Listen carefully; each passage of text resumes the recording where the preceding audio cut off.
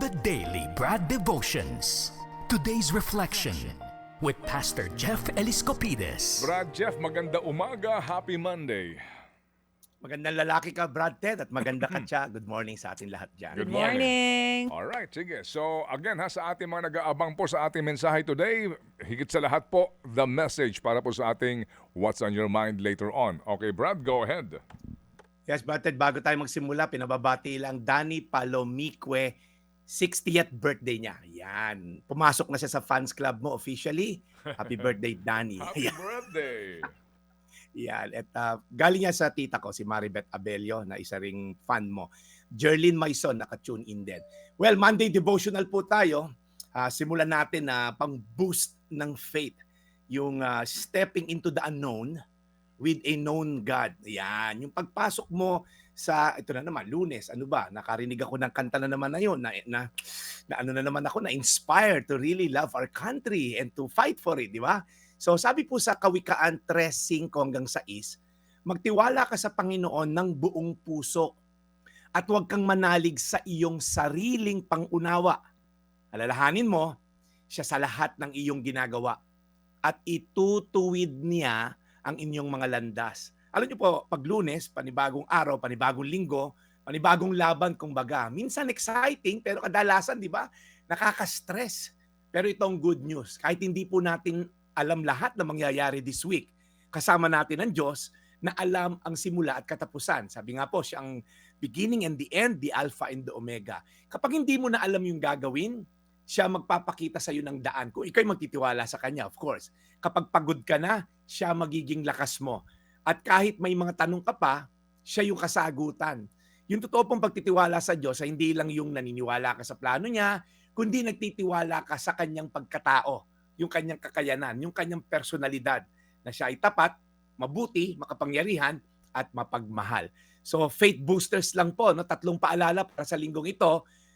Tandaan nyo, nauna na si Lord sa Monday mo. Hindi siya nagugulat sa schedule mo, sa bills mo, problema mo, nauna na siya, kasama mo siya. Okay? Pangalawa, hindi mo kailangan ma-solve lahat ng problema ngayong araw na to.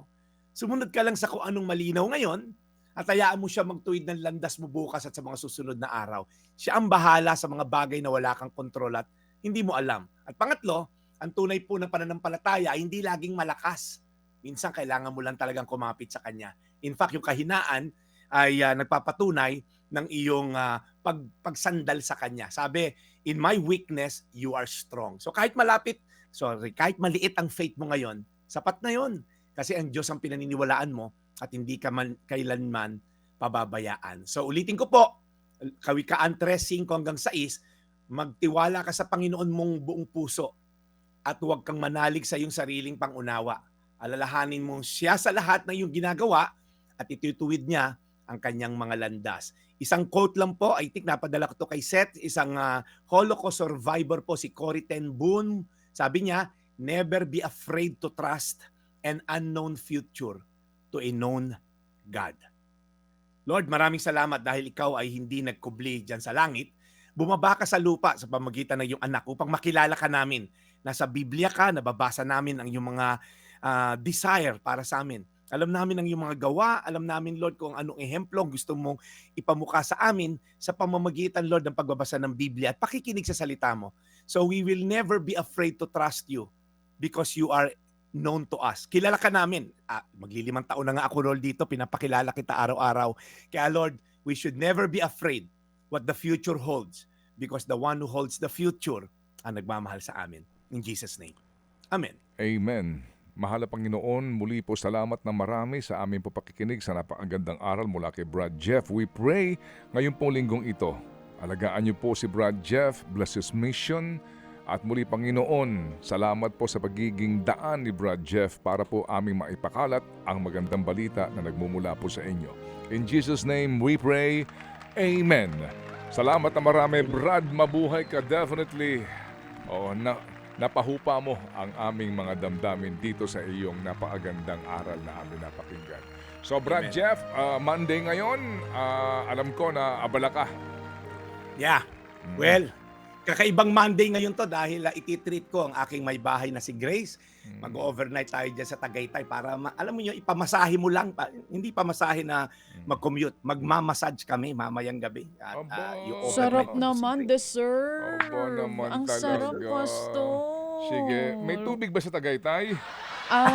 Depende. Alamin Kung natin. nasaan ka. Kung nasang area Doon ako ka kasi meron doon masakit ulo nila eh. Sige, anyway. Doon ako magre-report. Tingnan natin. Bukas. Okay. Sige. Okay, so Brad Jeff, salamat na marami. Mag-ingat kayo sa biyahe. At muli, thank you for always finding time to spread the good news. Brad? Brad Ted, lagi nakatune in sa atin. Napakabait na tao, kaibigan ko to. Boss Jing Nomat, yan, napakabait na tao niyan. Lagi nakatune in on the way from Tagaytay, papuntang office niya dito sa MOA. Jing Nomat, maraming salamat. Yung misis mo talagang pinaremind pa tong birthday mo. Happy birthday, brother. Happy And we'll see you soon. birthday. Happy birthday. Thank you, Brad. God bless you, Ted and Cha. Ito po yung Daily Brad, your daily dose of inspiration.